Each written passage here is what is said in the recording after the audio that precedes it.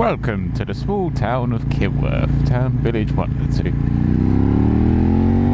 And that was Kibworth. Since my last instalment, you probably noticed the rather much larger screen. Hopefully it doesn't make a too adverse effect on the wind noise for the audio. We shall see. We also noticed the change in clothing to my winter garments. That's because, despite earlier this week being 22 degrees and during a car journey down to London, myself and the passengers were sweating quite badly. It's all of a sudden gone down to single digits. So skip the whole line jacket thing, let's just go straight to winter textiles. And also since last time, fresh donuts, fresh tyres on the bike. Whilst the Rotex were getting close to the end of their usable life, the fact of having 2 punctures within 3 weeks of each other was not overly ideal. And whilst having some fresh black rings put on, it occurred to me that in my 5 years of riding, I've never had a puncture.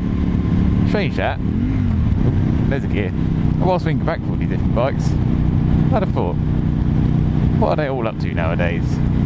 So that, ladies and gentlemen, after that long waffly introduction, but good side segues I think, is the premise for today. I don't think I've ever done a video of my full biking history.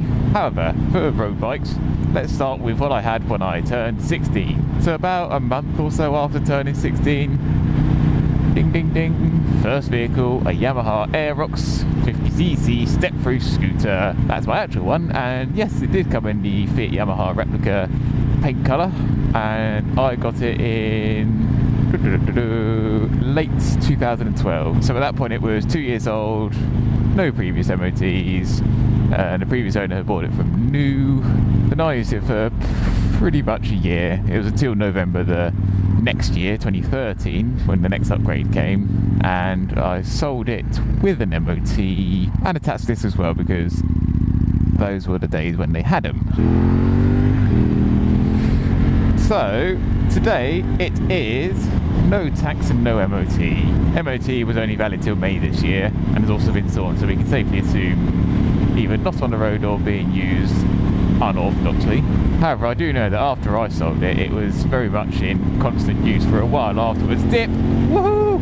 As I did see it around in the back. This is back home on the Isle of Wight, where, as you can imagine, you do quite often see vehicles that you recognise quite often. However, I can say that as of May last year, its mileage was at 36,500 for a little 50cc step-through that, let's face it, is going to get abused more often than not. I don't think that's bad at all. Whilst it does not definitively say one way or the other, we can be certain that it is still out there. It's not been scrapped, because if it was scrapped then the number plate would not be still linked to that vehicle. It's out there somewhere in someone's shed looking to be put on the road, or it's being ridden illegally by some youth. That I cannot say for certain. All I can say is it is still most likely on the Isle of Wight, because you're not going to traverse a ferry journey or anything like that just to buy a couple of £100 per head. Next on the list, my next vehicle that replaced the Aerox. Oh, it is quite cold out today. A Derby Terra 125, purchased from new in November 2013. It's actually the only vehicle I've ever bought new. Good reason for that being, this is the time when Derby were not going bust, but they were definitely either pulling UK dealership support or something bizarre like that, and their bikes were cheap. What were £3,500 list price bikes were being sold, I think, for about 2.5, the same as a few-year-old used 125. So yeah, have one of that. Turned out to be a bad idea, but there we go, because the one I bought did have, how should we say, issues. It was actually a bike that had been in storage for quite a while, other than the time when the clutch lever arm snapped or cracked. There was a reoccurring issue of being stranded at the roadside or somewhere because of dirt in the fuel. I think eventually it was put down to disintegrating fuel lines, but by that point, so many issues, they took it back 6 months after I got it and swapped it out for the next one I had. The bike itself, I really did like it. Hey ho, it is what it is.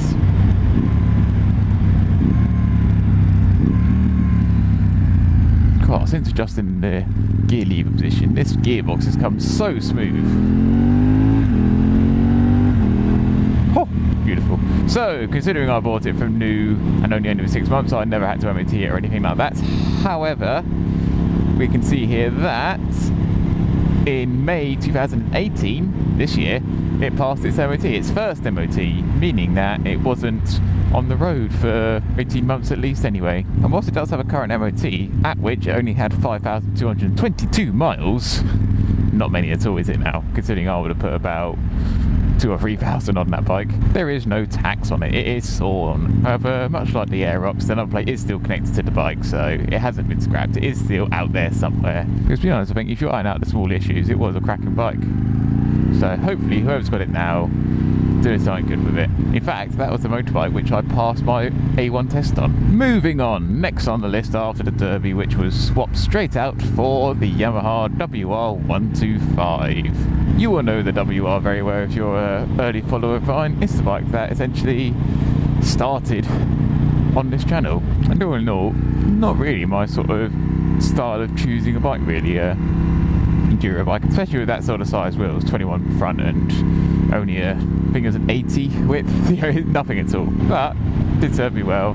I had it for about 18 months, and when I sold it, we done an MOT for the sale, and at this MOT 19,300 miles, and quite annoyingly that is the most recent MOT it's had. April 2016 last MOT, and I've got a bit of a running trend going here.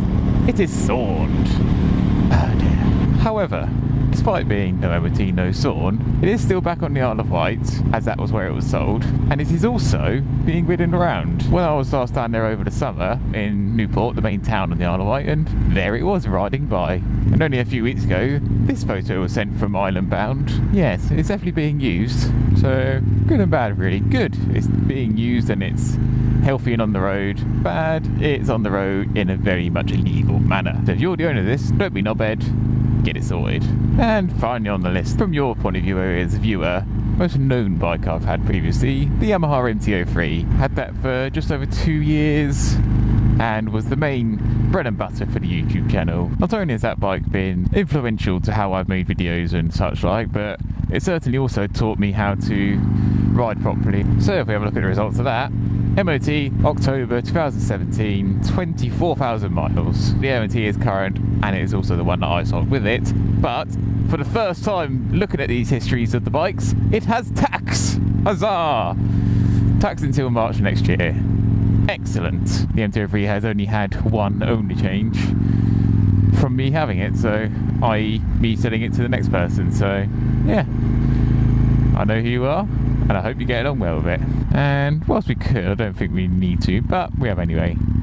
The 200,000R current MOT, it's taxed, I'm riding it, and liking it quite a lot. If you want to have a look up yourself about your own previous bikes or that sort of thing, all you need is a number plate. Like me, for some reason you can remember every single one you've had, or just dig out some old pictures. Either way, the Kazana website and the government tax checker, MOD checker website, links, things, that sort of thing. You get the idea. Both of them are linked below. That is my road bike history and what they're all up to today. Well, as much as we can look into without paying any money anyway. That's been today, so thank you very much for watching, and I shall see you next time. Au revoir.